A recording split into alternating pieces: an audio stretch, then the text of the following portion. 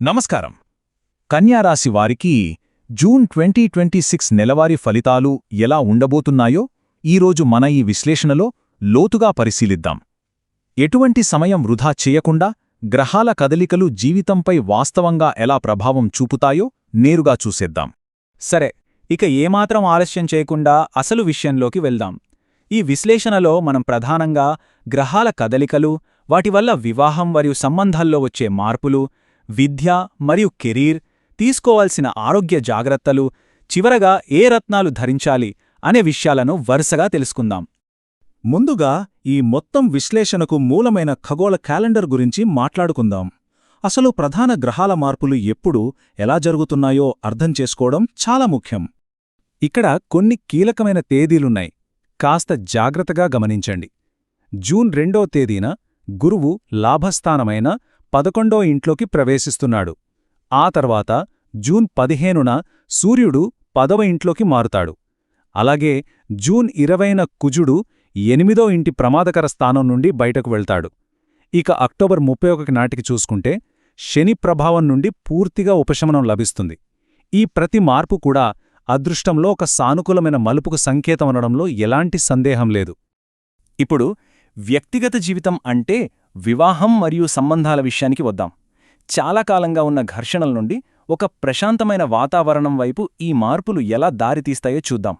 ఇక్కడ గమనించాల్సిన ఒక ఆసక్తికరమైన విషయమేమిటంటే గతం మరియు భవిష్యత్తుల మధ్య ఉన్న స్పష్టమైన వ్యత్యాసం. గతంలో 7వ ఇంట్లో ఉన్న శని కారణంగా భాగస్వామికి అనారోగ్యం రావడం, ఇగో సమస్యలు, వివాహంలో జాప్యం లాంటి ఎన్నో కష్టాలు ఎదురయ్యాయి. కానిప్పుడు గురువు 7వ స్థానంపై నేరుగా దృష్టి సారించడం వల్ల వాతావరణం పూర్తిగా మారిపోతుంది. మంచి ఉద్యోగమున్నా లేదా స్థిరపడిన భాగస్వామి దొరకడం, ప్రశాంతత, ఇంకా సంతానభాగ్యం కలిగే అవకాశాలు మెండుగా ఉన్నాయని ఈ వివరాలు స్పష్టం చేస్తున్నాయి. ఇక విద్య మరియు కెరీర్ పరంగా ఎలాంటి విజయాలు రాబోతున్నాయో, ఎలాంటి గుర్తింపు లభించనుందో ఇప్పుడు తెలుసుకుందాం. ఈ మూల గ్రంథాలలో మాతృసౌఖ్యం అనే ఒక ఆసక్తికరమైన పదం వాడబడింది. అంటే ఒక తల్లి తన బిడ్డకు ఎలాంటి ప్రేమపూర్వకమైన సౌకర్యాలు కల్పిస్తుందో సరిగ్గా అలాంటి అద్భుతమైన ప్రయోజనాలే ఇప్పుడు అందుతాయి. సమయానికి రుచికరమైన ఆహారం దొరకటం, మంచి వస్త్రాలు, ఆనందకరమైన జీవనం, స్థిరాస్తి లేదా వాహన లాభాలు మరియు అవసరానికి పాకెట్ మనీ ఎప్పుడూ అందుబాటులో ఉండడం జరుగుతుంది. నిజంగా చెప్పాలంటే విద్యార్థులకు, యువతకు ఇది ఒక స్వర్ణయుగం లాంటిది. వృత్తిపరంగా చూస్తే జూన్ 15న బుధాదిత్య యోగం ప్రారంభమవుతోంది. సూర్యుడు, బుధుడు ఒకే దగ్గర కలవడం వల్ల ఏర్పడే ఈ 15 రోజుల కలయిక ఒక అద్భుతమని చెప్పాలి. దీనివల్ల అకస్మాత్తుగా ఉద్యోగ ప్రయత్నాలలో విజయం, ఎప్పట్నుంచో కోరుకున్న బదిలీలు మరియు నిరుద్యోగులకు దూర ప్రాంతాలలో మంచి ఉద్యోగ అవకాశాలు వస్తాయి. అంతేకాదు, విద్యార్థుల్లో దాగి ఉన్న ప్రతిభ కూడా విశేషంగా వెలుగులోకి వస్తుంది. ఇవన్నీ ఎంత బాగున్నా ఇక్కడొక ముఖ్యమైన విషయం గుర్తుంచుకోవాలి. నెలాఖరు వరకు కొన్ని ఆరోగ్య హెచ్చరికలు, జాగ్రత్తలు తప్పనిసరిగా పాటించాల్సి ఉంటుంది. ఇక్కడ కీలకమైన పాయింట్ ఏమిటంటే జూన్ 20 వరకు మేషరాశిలోని 8వ ఇంట్లో కుజుడు సంచరిస్తాడు. దీనివల్ల ఆకస్మిక ఘర్షణలు, తోబుటోలతో విభేదాలు, స్థిరాస్తి తగాదాలు మరియు ముఖ్యంగా ప్రమాదాల ముప్పు పెరిగే అవకాశముందని జ్యోతిష్య శాస్త్రం హెచ్చరిస్తోంది. కాబట్టి చిన్న విషయాలకే ఆవేశపడకుండా ప్రశాంతంగా ఉండటం ఈ సమయంలో చాలా ముఖ్యం. ఈ ప్రమాదాల ముప్పును నివారించడానికి మూలాల్లో ఒక అత్యంత కఠినమైన, ఆచరణాత్మకమైన జాగ్రత్త సూచించబడింది. అదేంటంటే డ్రైవింగ్ చేసేటప్పుడు తప్పనిసరిగా హెల్మెట్ ధరించాలి. మేషరాశి శరీరంలోని తల భాగాన్ని సూచిస్తుంది కాబట్టి ఈ సమయంలో తలకు గాయాలయ్యే ప్రమాదం ఎక్కువగా ఉంటుంది. ఈ చిన్న కాని అత్యంత ముఖ్యమైన జాగ్రత్త భారీ ప్రమాదాల నుండి ఖచ్చితంగా రక్షిస్తుంది. ఇక ఈ విశ్లేషణలో చివరి విభాగానికి వద్దాం. గ్రహాల శక్తిని మనకు అనుకూలంగా మార్చుకోవడానికి సూచించిన రత్నధారణ మార్గదర్శకాలను ఇప్పుడు పరిశీలిద్దాం. ఇక్కడొకసారి గమనిస్తే ఏ గ్రహానికి ఏ రత్నం ధరించాలో స్పష్టమైన మార్గదర్శకముంది.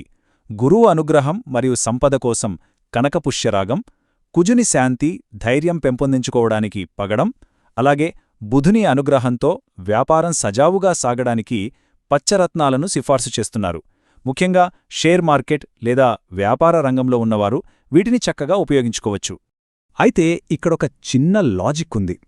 రత్నం అనగానే భారీగా ఖర్చుపెట్టి 3 లేదా 5 క్యారెట్ల పెద్ద పచ్చరత్నాన్ని కొనుగోలు చేయాల్సిన అవసరం లేదు.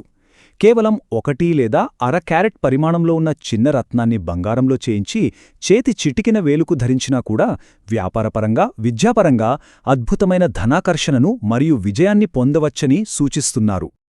కాని నీలం రత్నం విషయానికొచ్చేసరికి ఒక ప్రత్యేకమైన హెచ్చరిక ఉంది. నీలం అందరికీ సరిపడదు. అది కేవలం 50 రూపాయలకు కొన్న అత్యంత చౌకైన రత్నమైనా సరే అదిచ్చే ఫలితం చాలా తీవ్రంగా ఉంటుంది. కాబట్టి దానిని నేరుగా శాశ్వతంగా ధరించే ముందు ఖచ్చితమైన భౌతిక పరీక్ష చేయడం మాత్రం మర్చిపోవద్దు. ఆ పరీక్ష కోసం 3 స్పష్టమైన దశలు ఉన్నాయి. ముందుగా ఒక సాధారణ నీలం రత్నాన్ని సేకరించి దాన్ని 1 వారం రోజుల పాటు శరీరానికి తగిలేలా జేబులో లేదా రాత్రి నిద్రపోయేటప్పుడు దిండు కింద ఉంచుకోవాలి. పీడకలలు రావడం లేదా ఆకారణంగా ఆందోళన కలగడం లాంటి వ్యతిరేక లక్షణాలు ఉన్నాయేమో నిశితంగా గమనించాలి. అవన్నీ ఏమీ లేక సానుకూలంగా ఉంటేనే దానిని ఉంగరంగా ధరించాలి. చివరగా ఇక్కడ అసలు ఆసక్తికరమైన విషయమేమిటంటే, ఎలాంటి భయం లేకుండా, ఎవరినీ అడగకుండా ఎవరైనా నిర్భయంగా ధరించగలిగే ఏకైక రత్నం కనక పుష్యరాగం. ఈ ఒక్క రత్నం ఎవరికైనా సురక్షితమైన సానుకూల ఫలితాలను ఇస్తుంది. గ్రహాల కదలికలు మనకు భవిష్యత్తులో ఎదురయ్యే సవాళ్లను ముందే సూచిస్తాయి అనడంలో సందేహం లేదు. కాని ఆ జ్ఞానంతో సరైన జాగ్రత్తలు తీసుకుంటూ ఆ భవిష్యత్తును అదృష్టంగా మార్చుకోవాలా వద్దా అనేది అంతిమంగా మన చేతుల్లోనే ఉందన్నది నిజం కాదా? వీడియో చివరి వరకు చూసినందుకు ధన్యవాదాలు. దయచేసి లైక్ చేసి ఛానల్కు సబ్స్క్రైబ్ చేసుకోండి. మీ మద్దతు ఎల్లప్పుడూ కావాలి.